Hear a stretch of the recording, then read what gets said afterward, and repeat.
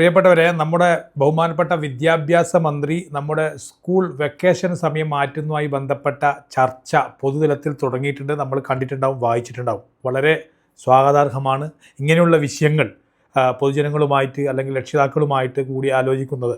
കാരണം വിദ്യാഭ്യാസ വകുപ്പ് മന്ത്രി കഴിഞ്ഞ ഒരു കാമണിക്കൂർ നേരത്തെ സ്കൂൾ ആക്കുന്നതും അതുപോലെ തന്നെ കാമണിക്കൂർ വൈകി വിടുന്നതുമായ ചർച്ചയിൽ വിദ്യാഭ്യാസ മന്ത്രി പറഞ്ഞ 2-3 ഡയലോഗുണ്ട്.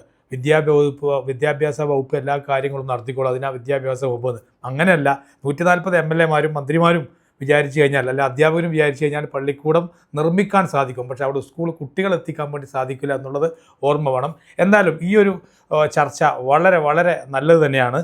നമ്മുടെ നാട്ടിലെ സാഹചര്യം അനുസരിച്ചിട്ട് നല്ല കനത്ത മഴ ഇപ്പോൾ പെയ്തുകൊണ്ടിരിക്കുന്നു. എന്നാൽ ഇതിനേക്കാൾ ശക്തമായ മഴകളാണ് നമ്മളൊക്കെ അന്ന് പഠിക്കുന്ന സമയത്തുണ്ടായിട്ടുള്ളത്. അന്ന് ബാഗ്, കുട, ചെരുപ്പ്, അതുപോലെ തന്നെ നല്ല വഴികൾ പോലും ഇല്ല. കാരണം പുസ്തകങ്ങൾ എന്നും നനഞ്ഞിട്ടാണ് വരുന്നത്. അന്ന് കളക്ടർ ലീവ് പ്രഖ്യാപിക്കാറില്ല, സമരങ്ങൾ മാത്രമേ അന്ന് ലീവ് ഉണ്ടാവുള്ളൂ. അപ്പോൾ വൈലിലെ കൂടി ദുഷ്കരമായ യാത്രകളാണ്. ഇന്ന് പോർച്ച് ടു സ്കൂളാണ്. മിക്ക സ്കൂളുകളിലും സ്കൂൾ വാഹനങ്ങളുണ്ട്. നല്ലൊരു സാഹചര്യത്തിലൂടെയാണ് പോകുന്നത്. പിന്നെ ചില അപകടങ്ങൾ ഉണ്ടാകുന്നുണ്ട്. അത് സ്കൂൾ മാനേജിംഗ് കമ്മിറ്റി അതുപോലെ തന്നെ അതിൻ്റെ PTA സ്കൂൾ തലത്തിലുള്ള ആളുകൾ കൃത്യമായിട്ട് മഴ വരുന്നതിന് മുമ്പേ അങ്ങനെയുള്ള അപകടങ്ങൾ ഇല്ലാതാക്കാൻ വേണ്ടിയിട്ടുള്ള ശ്രമങ്ങൾ ഒരുക്കി കൊടുക്കുക എന്നുള്ളതാണ്. അതിലപ്പുറം ഈ മഴയിൽ പഠിക്കാൻ വേണ്ടി നല്ല അന്തരീക്ഷമാണ് ക്ലാസ്സുകളിൽ കുട്ടികൾക്ക്, നല്ല തണുത്ത കാലാവസ്ഥ. മറിച്ച് ഫെബ്രുവരിയോടുകൂടി കേരളത്തിൽ ചൂട് കനക്കുന്നുണ്ട്.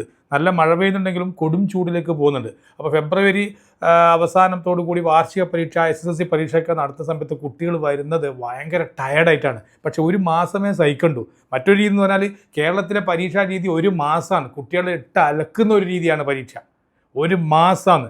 എത്ര പരീക്ഷ ഉണ്ടാവുക? അത് ഒരു മാസം ഇങ്ങനെ 31 വരെ, മാർച്ച് 31 വരെ ഇങ്ങനെ ഉരുട്ടിക്കൊണ്ട് പോകുന്ന രീതി, അതിൽ ഒരു മാറ്റം വരുത്തേണ്ടതായിട്ടുണ്ട്. അതിൻ്റെ സർക്കുലർ എന്താണെന്ന് അറിയില്ല. അതിലപ്പുറം മാർച്ച് കഴിഞ്ഞാൽ ഏപ്രിൽ, മെയ് വളരെ അധികം ചൂടുള്ള ഒരു സമയമാണ്. നമ്മുടെ സ്കൂളിൽ എത്ര സ്കൂളിൽ ഫാനുണ്ട്, AC ഉണ്ട്, എത്ര ഫാനുകൾ വർക്ക് ചെയ്യുന്നുണ്ട് എന്ന് പോലും അറിയില്ല. എന്നാൽ കൂടി കുട്ടികൾക്ക് അത് നിലനിൽക്കാൻ പറ്റില്ല. കാരണം ഈ പരീക്ഷ കഴിഞ്ഞ് വരുന്ന കുട്ടികൾ വളരെ ക്ഷീണിതരായി, എന്താ പറയുക, ആ വിയർത്തൊലിച്ച് ആകെ ഒരു ടയേർഡായിട്ട് വരുന്ന രംഗങ്ങൾ എല്ലാ രക്ഷിതാക്കളും കണ്ടുകൊണ്ടിരിക്കും. സ്കൂള് AC ആക്കേണ്ടി വരും.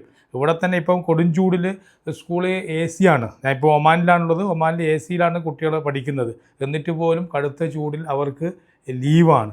അപ്പോൾ നമ്മൾ കടുത്തമായ ഇങ്ങനെയുള്ള തീരുമാനങ്ങൾ എടുക്കുന്നതിന് മുമ്പ് ജനങ്ങളുമായിട്ട് ചർച്ച ചെയ്യുന്ന രീതി എന്തായാലും വിദ്യാഭ്യാസ മന്ത്രിക്ക് അഭിനന്ദനാർഹമാണ്. അതുകൊണ്ട് തന്നെ ഈ വെക്കേഷൻ സമയം മാറ്റുന്നതിനോട് യോജിപ്പില്ല. എല്ലാ രക്ഷിതാക്കളും കൃത്യമായിട്ട് ഈ കമൻറ്റ് ബോക്സിലെങ്കിലും രേഖപ്പെടുത്തണമെന്ന് വിനയപൂർവ്വം നിങ്ങളോട് അപേക്ഷിക്കുകയാണ്. കാരണം എന്തായാലും ഒരു പോസിറ്റീവ് ഉണ്ടാവും, അത് നെഗറ്റീവ് ഉണ്ടാവും. അതാണല്ലോ വിദ്യാഭ്യാസ മന്ത്രി ആവശ്യപ്പെട്ടിരിക്കുന്നത്. ഞാൻ കാണുന്ന നെഗറ്റീവും പോസിറ്റീവുമാണ് ഞാനിവിടെ അവതരിപ്പിക്കുന്നത്.